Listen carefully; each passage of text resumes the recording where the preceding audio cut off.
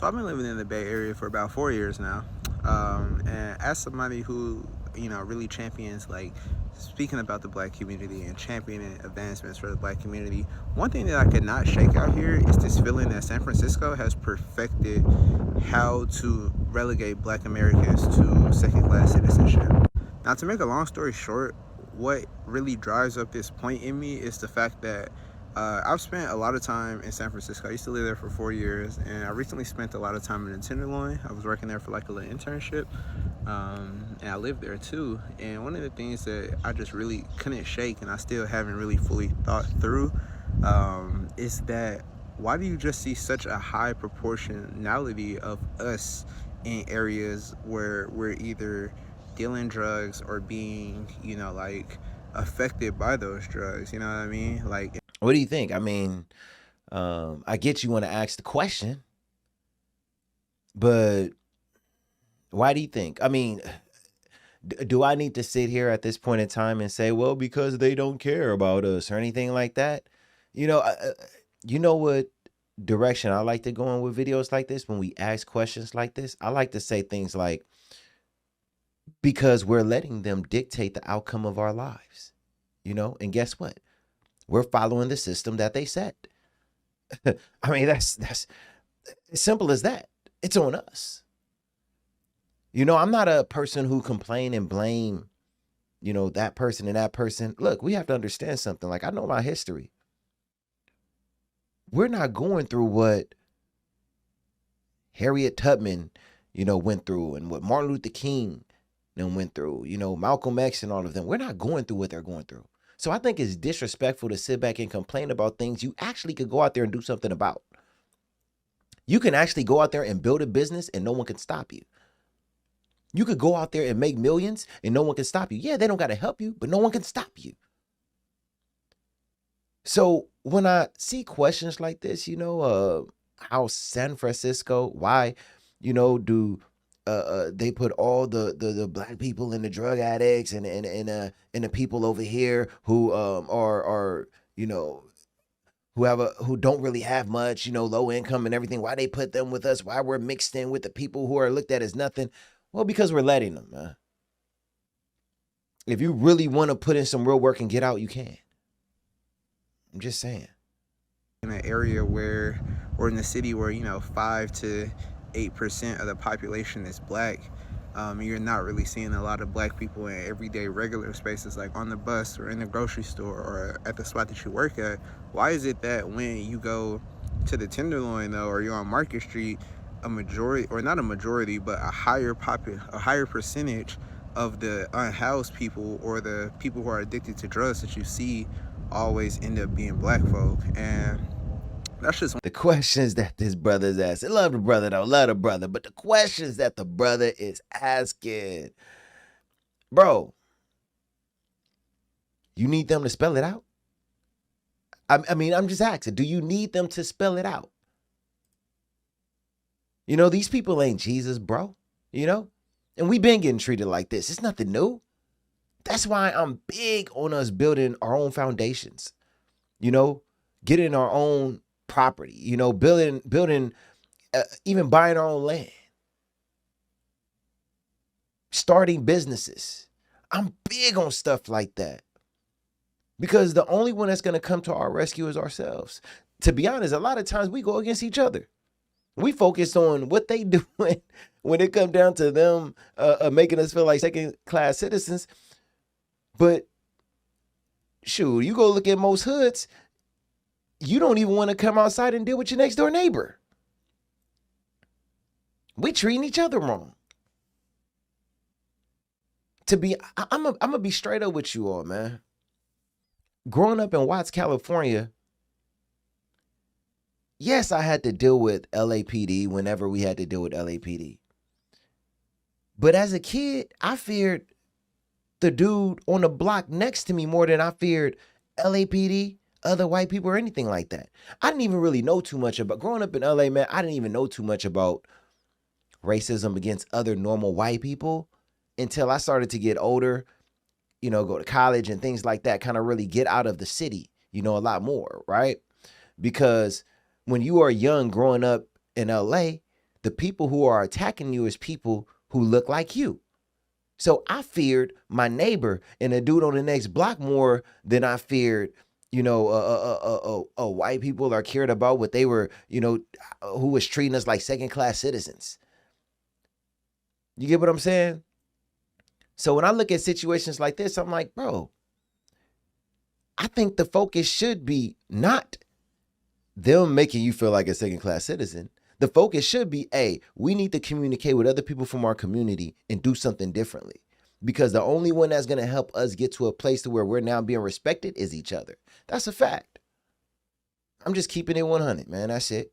One thing that I really think about when I think about San Francisco and the Bay Area is really being like, people really talk about these areas as being like innovative and cutting edge as far as like, like robo taxis probably going to be a very prominent thing in our society. It's like that's starting up here, but I really cannot shake the fact that like they get really good at relegating niggas to a spot of second class citizenship from following the blueprints of spots like a San Francisco or a Bay Area. You know what I mean? Like I said, man, the brother, he have good points. I'm not even sitting here and saying like, man, what are you talking about? You ain't making no sense or anything like that. No, I'm not doing that. I'm gonna always be realistic about, what's going on or being talked about, right? And the brother is talking about some things that make some real good sense. Straight up, no cap. He's making some really good sense. But sadly, man, none of this is new.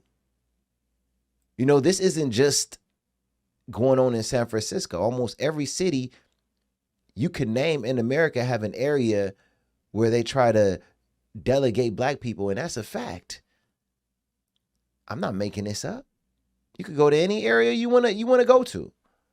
You come to Los Angeles, you got Beverly Hills and all those areas like that. You got the good areas, the house on the hills and everything like that. But right down the block on the other side of the 110, you know what you got? You got the hood. Like literally, you cross that 110 for, I don't know if everybody out there know, but like that Roscoe's and Chicken and Waffles where P&B Rock got killed at. You have the 110 freeway right on the east side of the 110 freeway. You have that Roscoe's. When you go on the west side of that 110, now you're getting towards, you go down further, the better neighborhoods and things like that. And it's all Los Angeles. And you go towards the hood, what do you see more of? Black people, Hispanics, and things like that. You go more towards the nicer neighborhoods, what do you see more of? White people, Asians, and everything like that. I'm just keeping it real, man. They've been doing stuff like that, so that's not nothing new. You have that in almost every city, but I actually have another video that is related to this that I want to show as well, so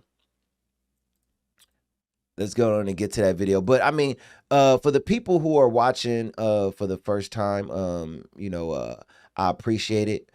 Please like and comment on this video. Well, everybody could please like and comment on this video.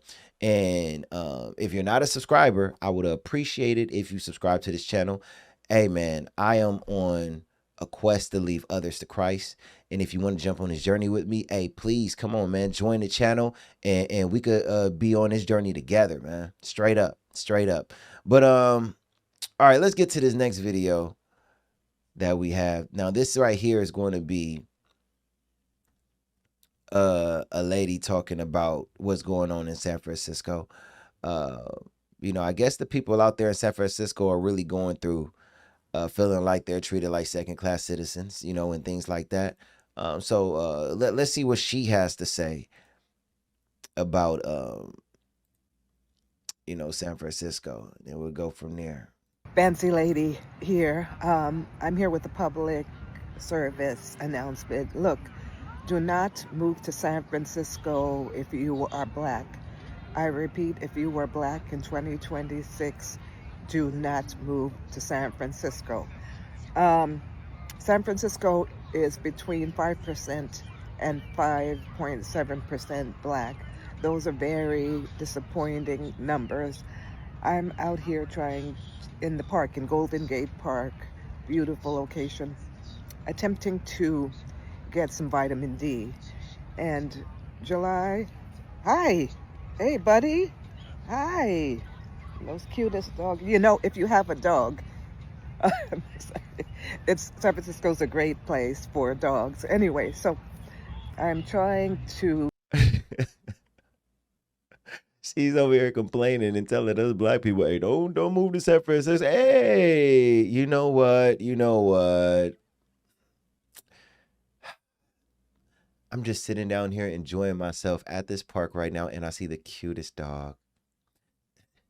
This is the most lovely place for dogs. The most lovely place for dogs. Like, boy, we are the most privileged, discriminated against group of black people in any generation so far. You know, she stopped her video complaining because she had to acknowledge the cute little dog, then say, come here if you got a dog, though. You know, what are we talking about right now? I mean, like, I was really like locked in, like ready to hear what does she got to say. And she is so calm. She looked like she's living the time of her life in the best place of her life. That to me is what I see. At least the other dude video, it seemed like he was like, really he was dealing with some stressful situations. I mean, he was pretty chill too, but I'm just saying, usually people, they going through something. Hey man, do not come here. It is a lot going. You do not want to come here. I hope they don't catch me after this video, but it is getting real. They are serious. She's chilling. Hi, Julie. Hi. I just don't know why. I don't think black people should. Hey, Tim, how you doing, Tim? Nice to see you too. I just don't think that this is the best place, John, is that Petey? Hi, Petey. He is the cutest dog. Oh my God. Like, what are we talking about right now, man? Come on. I'm gonna keep watching. Let's keep watching the video. Let's keep watching. get some vitamin D. We need vitamin D, especially black people. It helps us with our immune system and it helps us cope with depression. And I'm realizing that possibly, I'm not a doctor, but I'm thinking possibly the reason I meet so many black people in San Francisco who show signs of depression, possibly it could be due to the lack of vitamin D. San Francisco is a city that's overcast a lot of the time, and it seems like July is our winter. So I'm out here in the park. I'm waiting for the sun, and it hasn't come out yet. So possible it's the lack of access to sunlight, which is very important for melanated people. And also, I've lived in San Francisco since 1991, and I struggle with racism and anti-Blackness still in all areas, the workplace, the social situations, housing. There's a great deal of microaggressions, right? It's so hard to explain. Um, Man. I really, really want to understand her better. And I understand, she's explaining some stuff that is important, talking about the Housing Act and everything like that, and how we don't get the same equal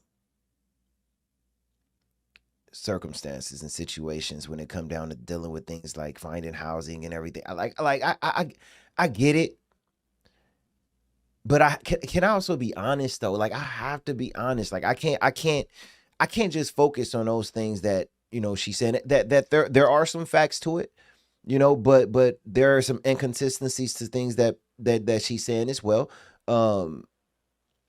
Because it doesn't all fall like that. Like, I mean, it's only about 5% of black people in San Francisco anyways.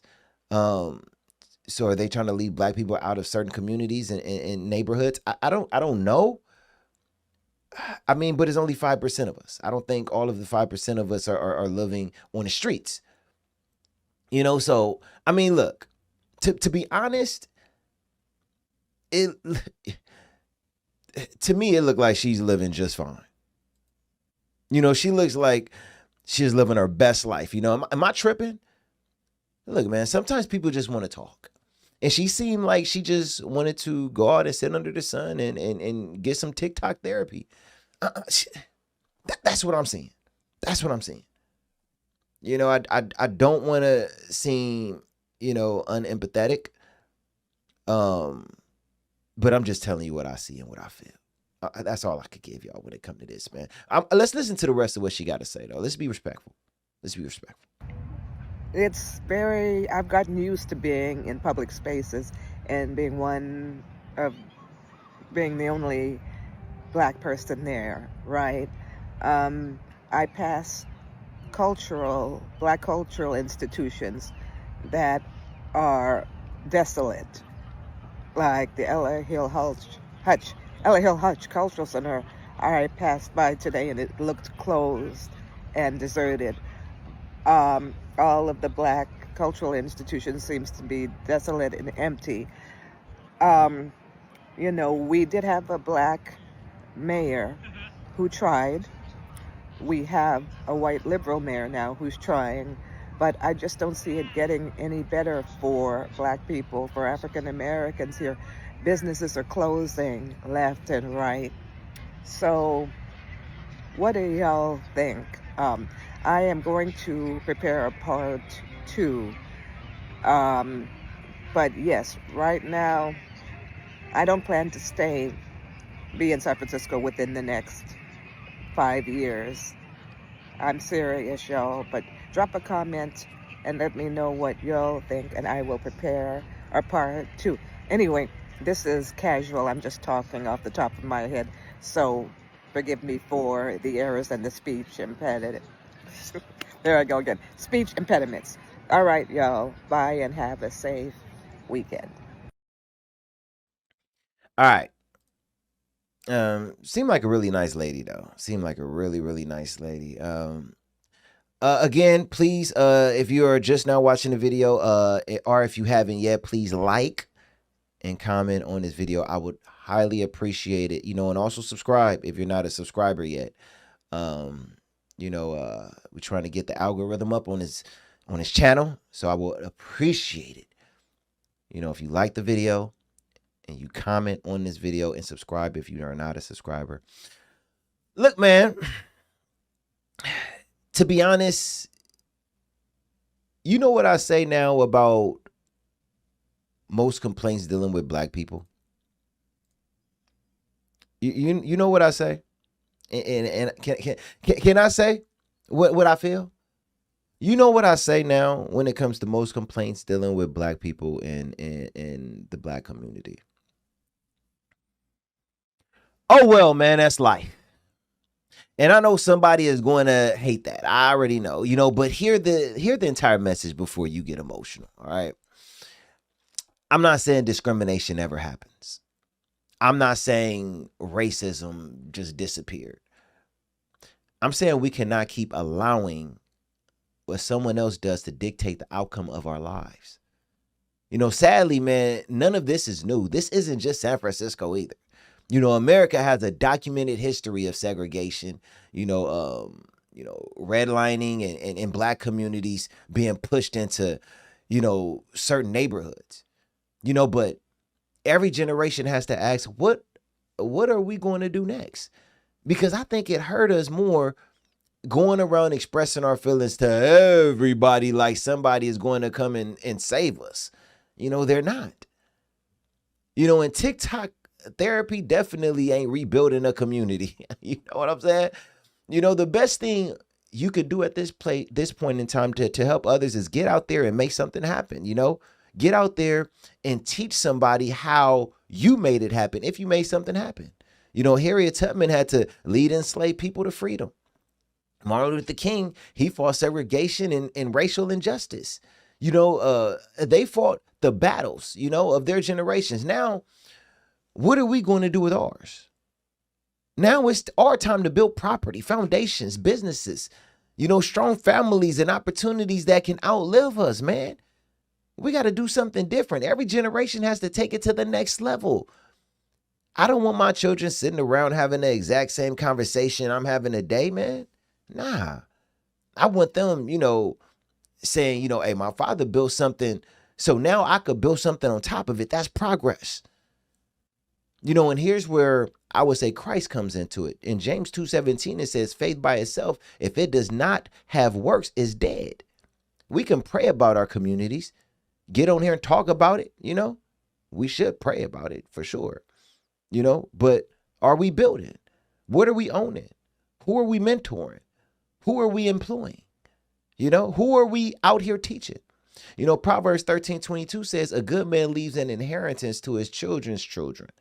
That's generational thinking, man. So yes, call out discrimination when it's real. Fight injustice, through lawful means, but don't make oppression your entire identity, because eventually you can become so focused on what somebody else is supposedly stopping you from doing that you stop noticing everything God has given you the ability to freaking do. That's my issue. Stop giving another race that much power over your mind. These people ain't Jesus Christ. They don't determine your purpose. They don't determine your destiny, man. God does. And I'm going to leave it there. Until next time, it's your boy Paul P. I love you all. I'm out of here. Deuces.